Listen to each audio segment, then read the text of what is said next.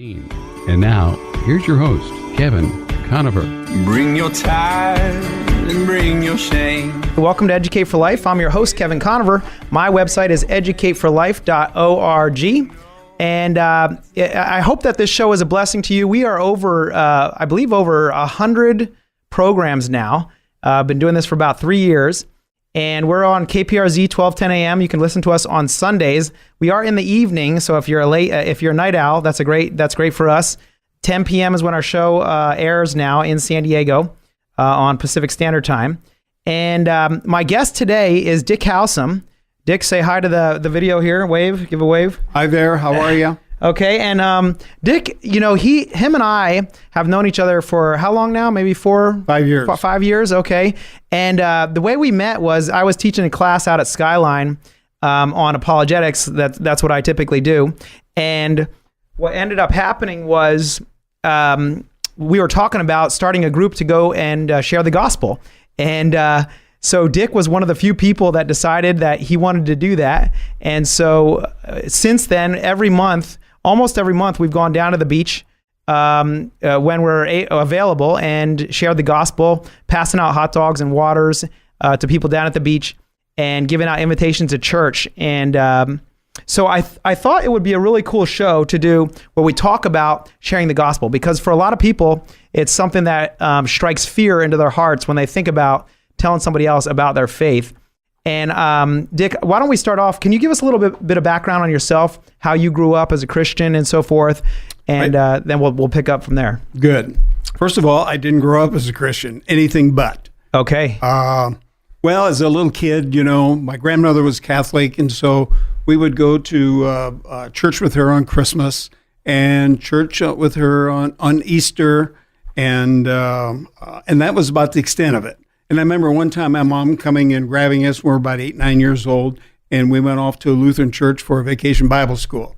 And that was the extent of my Christianity as a kid. Okay. And but as a growing up with a Catholic influence, all my friends and playmates when I was a little kid were all Catholic. My grandmother's Catholic. Neighbors are all Catholic, and I was worried because I'd heard them talking.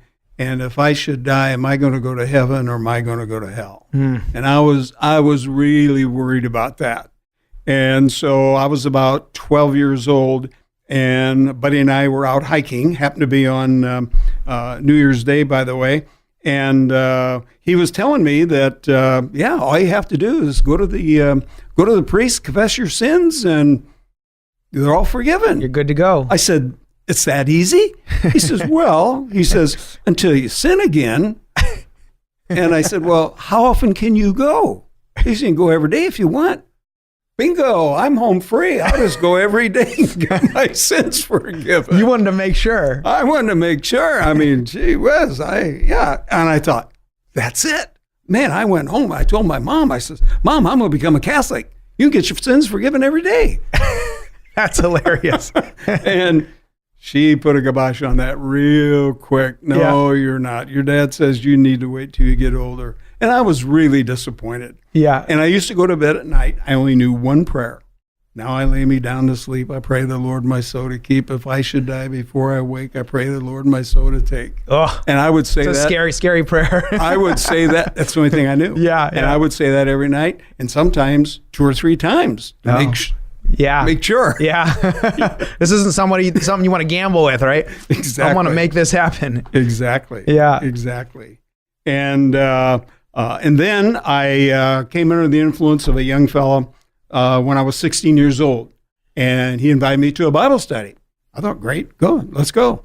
And so I went with him. Now, was this here in San Diego? No, this is back in Illinois. Okay. This is back in Illinois. I'm 16 years old. I grew up back in Illinois, Peoria.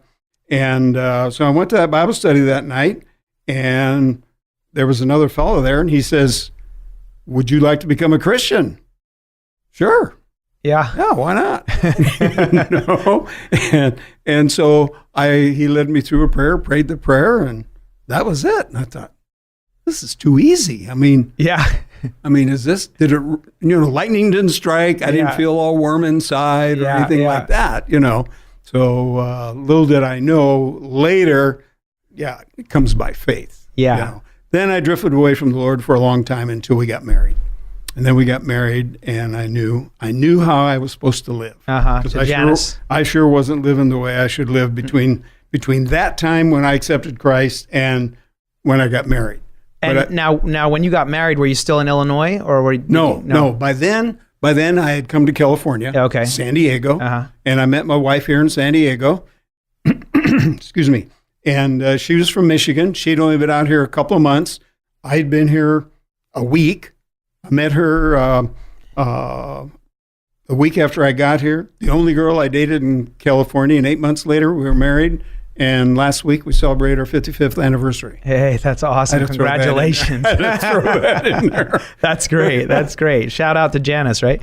Yes. Well, hey, so as you became more involved in your church, when did it become? And you've gone to Skyline Church now for how long? I've been a member there since May of 1970.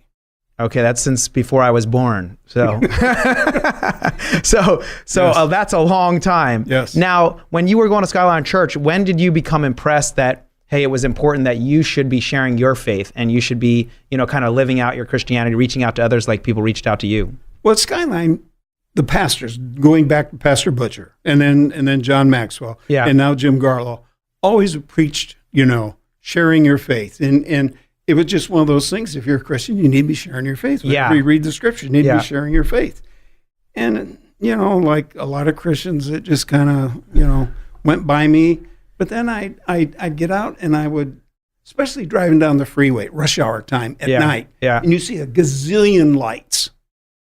And I think, I wonder how many of those people are going to be in heaven. How many of those people know Jesus? Because that verse comes back to me all the time where Jesus says, wide is the gate, and many are going to go that way, but narrow is the gate to heaven. There's going to be few go that way. Yeah. And that has always been on, it just constantly rings in my head. Yeah. Never did anything about it. It was your influence that got me off the dime. Wow. And I said that there was this high school Bible teacher out at Christian High, where both my kids graduated from, and he's going to be talking to the high school kids on a Sunday night. Oh, okay. Maybe I go check this guy out. And you made the announcement that next week you were going to start a Sunday school class. So I've been there ever since. And that was September of 2013. Wow, that's crazy, man. And you, the thing that you kept hitting on is, we're not just going to come in here and get warm fuzzies and hear the gospel and go on our merry way. We got to go put it into action. We got to go share our faith. And back then it was kind of hit and miss. We go to a shopping center here or down to Balboa Park or back to a shopping center. And that was pretty much for that year. It wasn't until September of 2014 that we went to the beach, and it became a weekly, every week. Every month thing. Every month. Every month. Yeah. And we decide which month, or which week. I'm sorry. Second week of the month, first week, third week. And I don't know how I selected, but I selected the third week of the month. Yeah. And we try to stay on that schedule. Once in a while we have to change. The last 2 months have had to change. Yeah. But So for those of you listening, for those of you online and everything, please comment. Let us know your experience with sharing the gospel. If you've ever shared the gospel with anybody. The reason I wanted to do this program is because I feel, and I think it's obvious, that there has been a decline in the amount of people that are out there sharing the gospel. And, there's a variety of different reasons. The fear of speaking to anybody, speaking in front of people, bearing your heart, what's very important to you, to a stranger, just the fear of rejection. These are all fears that we have. But Dick and I today want to encourage you, and that there are opportunities and ways to share the gospel that decrease the fear, that you don't have to always be afraid, and that there's opportunities to overcome those fears. And I wanted to read this quote from, this is from GeorgeBarna.com. This was in November 2017. And he says here, Christianity in America is going through a time of substantial challenge. The church at large is not likely to grow in the future unless some fundamental changes in practice are made. Citing one such change, Barna noted, fewer churches emphasize and equip people for evangelism these days, and the results are obvious and undeniable. The implications of ignoring gospel outreach, especially among children who are the most receptive audience to the gospel, are enormous. All the church growth strategies in the world cannot compensate for the absence of an authentic transmission of the good news of what Jesus Christ has done for humanity. And he goes on to say here, parents who have more influence on the spiritual choices and development of their children than anyone else are ill-prepared these days to lead their children to a genuine, life-changing relationship with Jesus.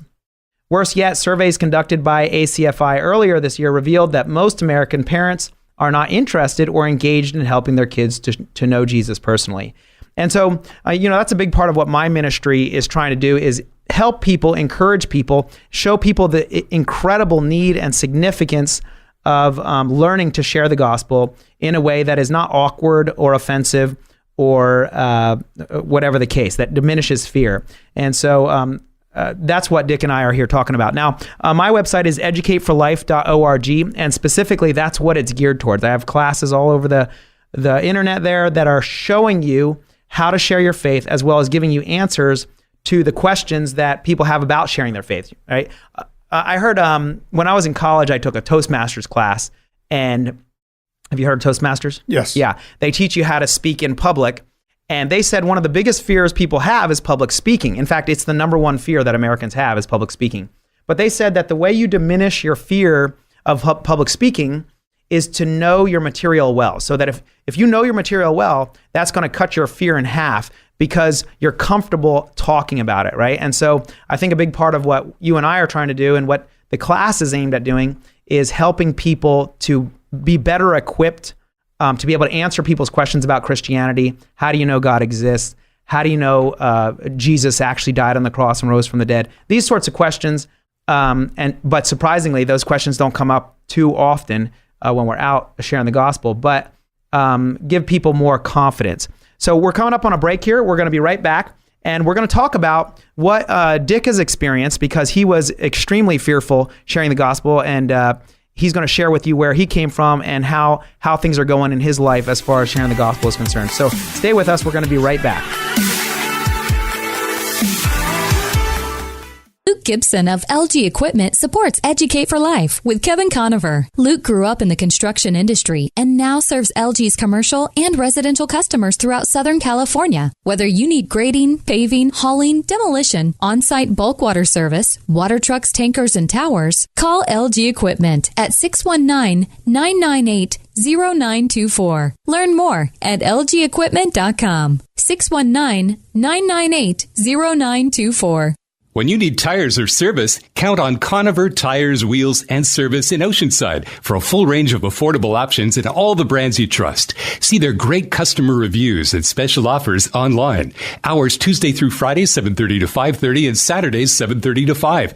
Call Dan and his team at 760-439-1631. Conover Tires, Wheels, and Service, 2405 Oceanside Boulevard in Oceanside, 760-439-1631.